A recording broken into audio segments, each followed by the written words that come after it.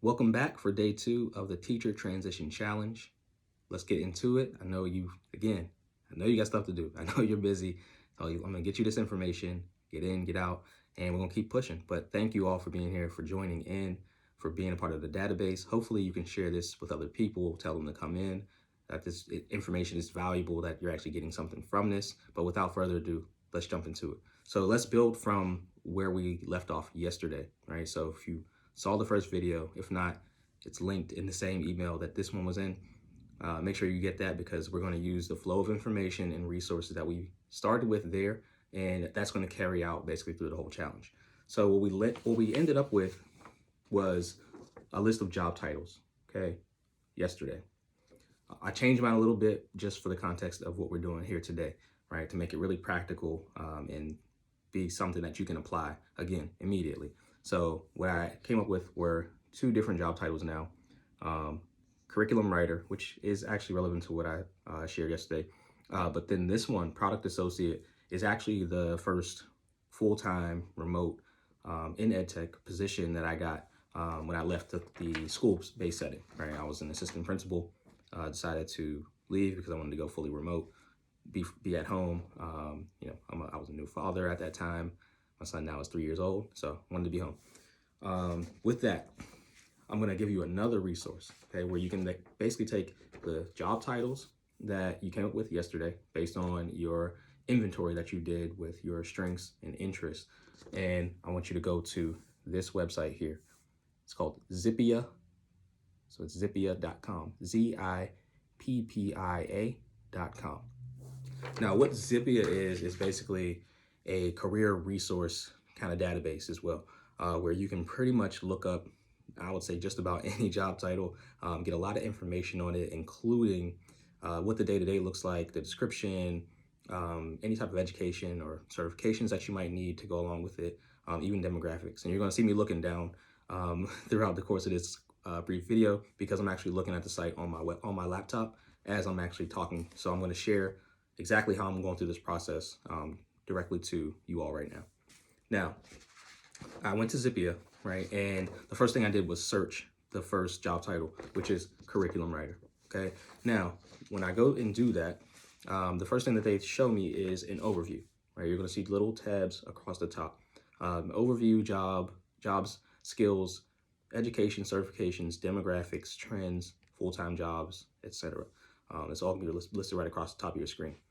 So in the overview, right, this is where we can start to get a little bit more granular in our focus and think about, number one, does this actually make sense for me?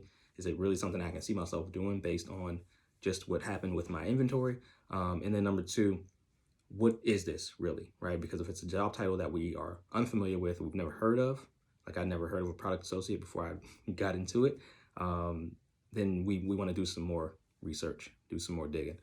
So for curriculum writers, it says, curriculum writers, also known as curriculum developers, so you see that they're a little bit synonymous there, are responsible for developing new and revised instructional materials for school districts, media companies, and other businesses, right? So basically what you're doing is creating instructional content. That's what curriculum writers essentially do. A lot of different areas and facets that you can go with this because it's not always just education-based content for K-12 or even for higher ed. You might have curriculum, of course, for the business context or corporate, because I don't know how many of you can recall us going through all types of trainings and things like that, even related to like mandated reporting. And I know that outside of the school system, you have to go through those things as well.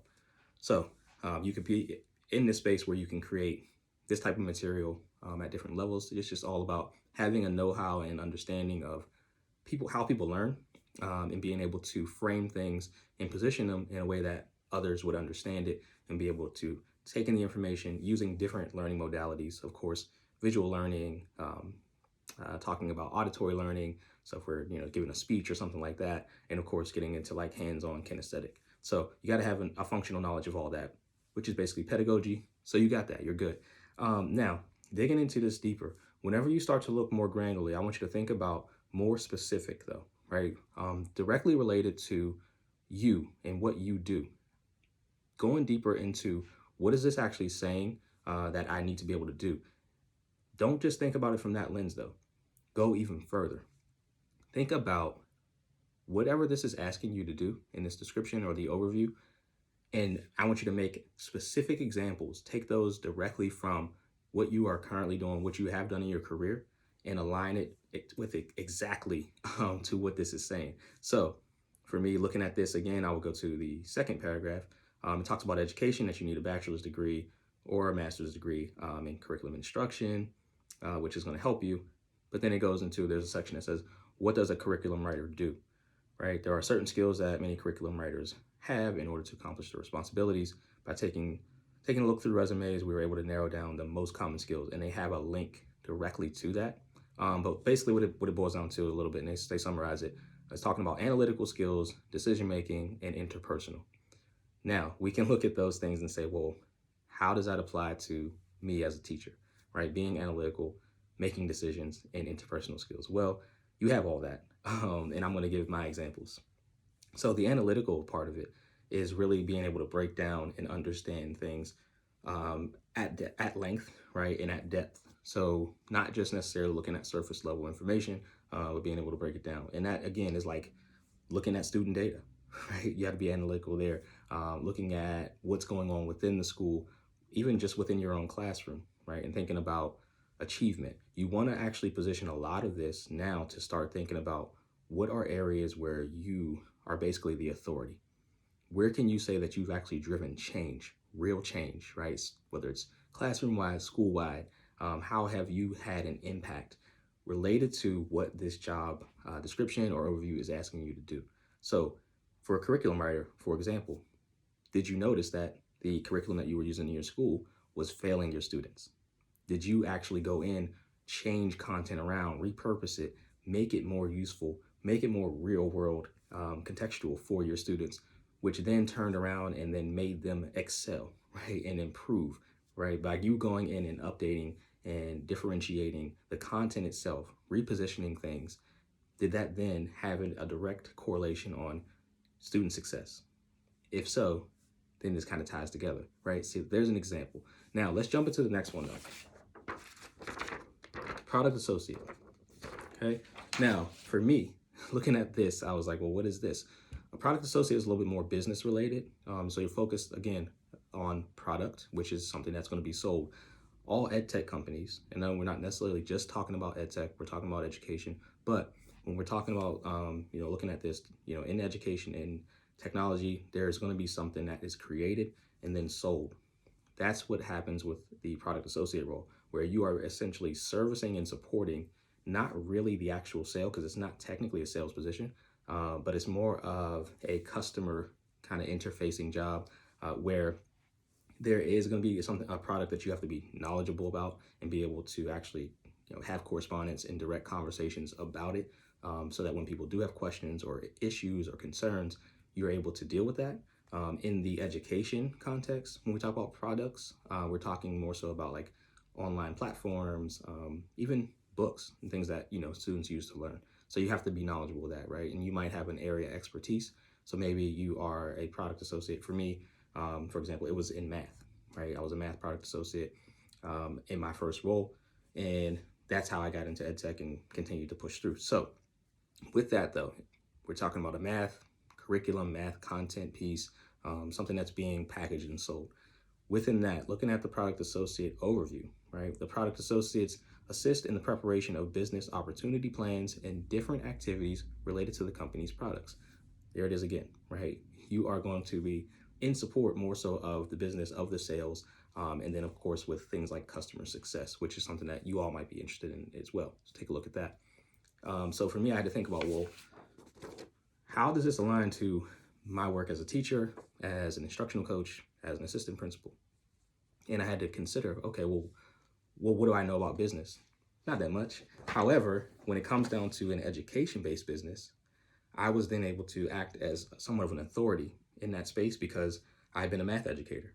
So I can say, looking at an online platform or looking at a student workbook, this doesn't look right. This doesn't make sense.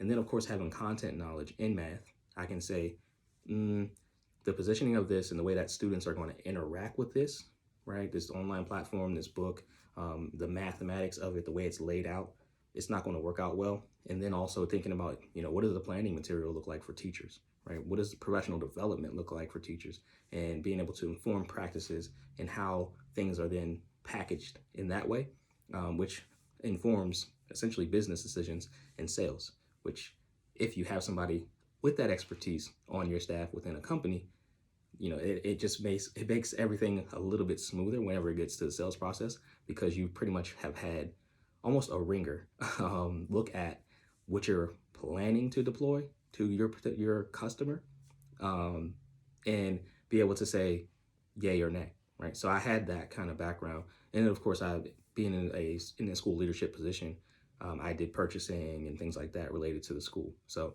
consider those things whenever you're going through this list. Again, go to zippia.com, ZIPPIA, and think about with your job titles that you came up with, going through those and breaking it down, looking at the overview.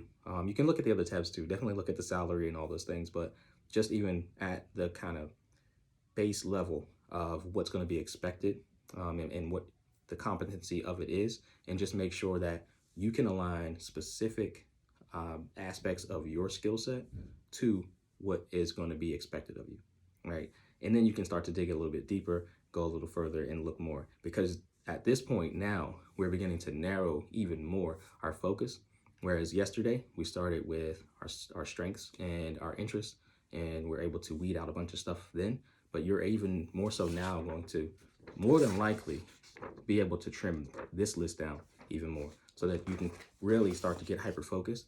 And as we continue to push through this challenge, we'll see some great things come out of it, and you'll really end up with, I think, a solid foundational idea of where it is that you want to go. So hopefully this was helpful. I appreciate you all being here again, and I look forward to sharing with you tomorrow in day 3 of our challenge. Have a great evening.